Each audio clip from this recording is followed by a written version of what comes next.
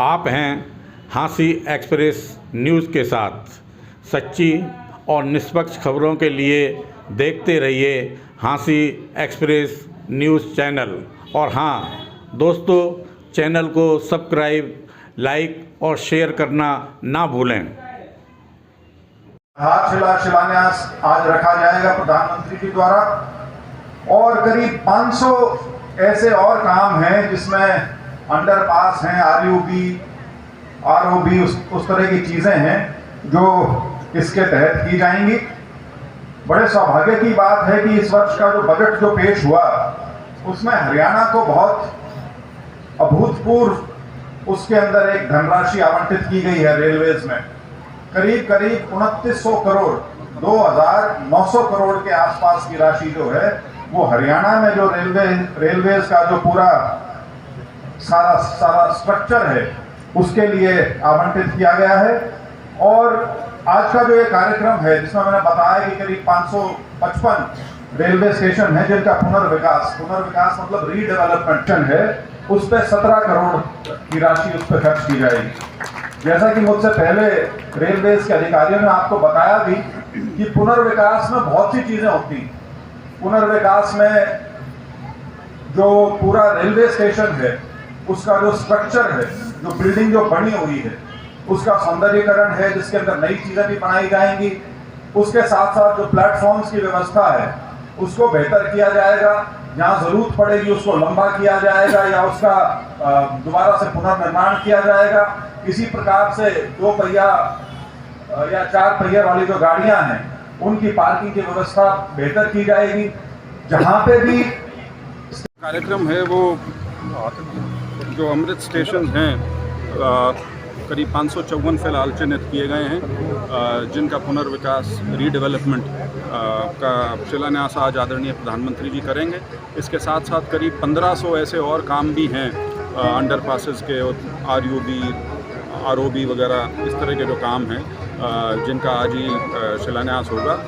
और गत वर्ष में जो अभी 2024-25 का जो बजट अंतरिम बजट जो पेश किया गया था उसमें रेलवेज़ के माध्यम से जो राशि हरियाणा को आवंटित की गई है वो अभूतपूर्व है। करीब 2900 करोड़ रुपया उसके अंदर दिया गया है।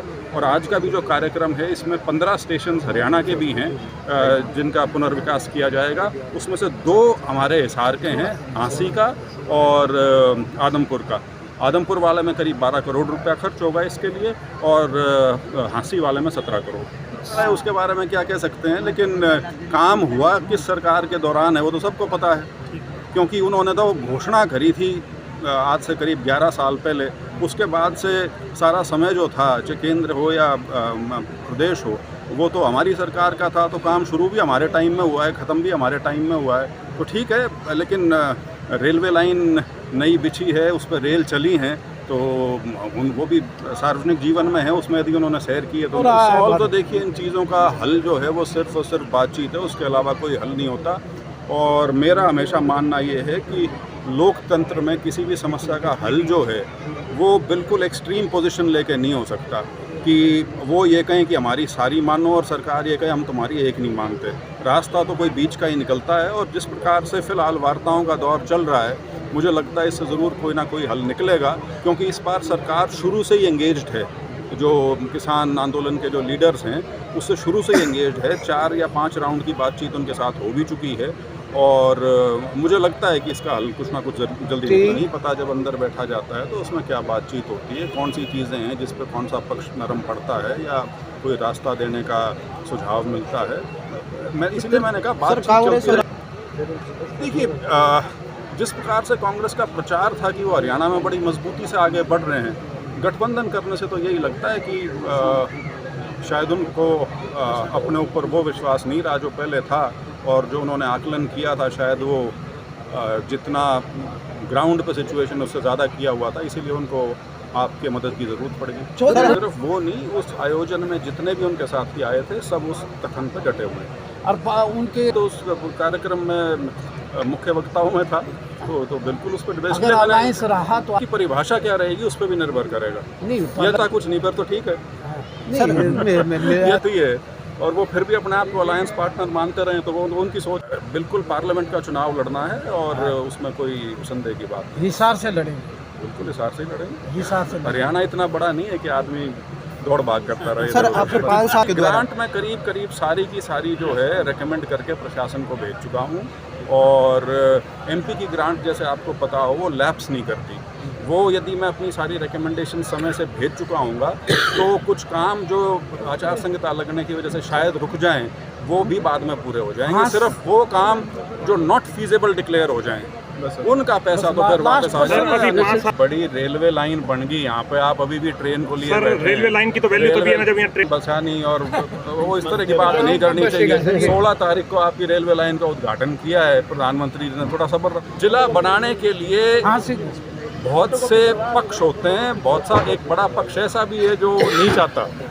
अच्छा, ठीक, लेकिन मैं इसको जिला बनाने के पक्ष में इसलिए हूँ क्योंकि हांसी का ऐतिहासिक तौर पे अपना हमेशा एक अस्तित्व रहा है, और अगर जिले का बिहाना जी तो अक्सर आवाज़ उठाते रहे। नहीं, बिल्कुल ठीक है, मैं इस बात से सहमत हूँ।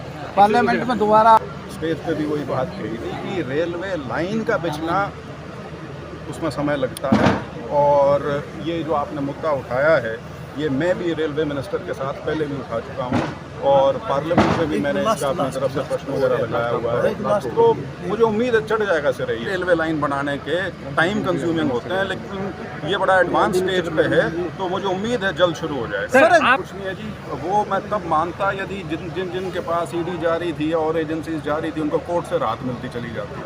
कोर्ट से राहत नहीं मिल रही, कोर्ट से राहत नहीं मिल रही, तो इसका मतलब तथ्य हैं। इसीलिए यदि दिल्ली सरकार की आप बात करो, उनके मेरे ख्याल से 3 या 4 मंत्री जेल में हैं, और कोई 1 साल से है, कोई 2-2.5 साल से है, और राहत कोर्ट से नहीं मिल रही, इसका मतलब फैक्चुअली बहुत कुछ है जिसकी वजह से ये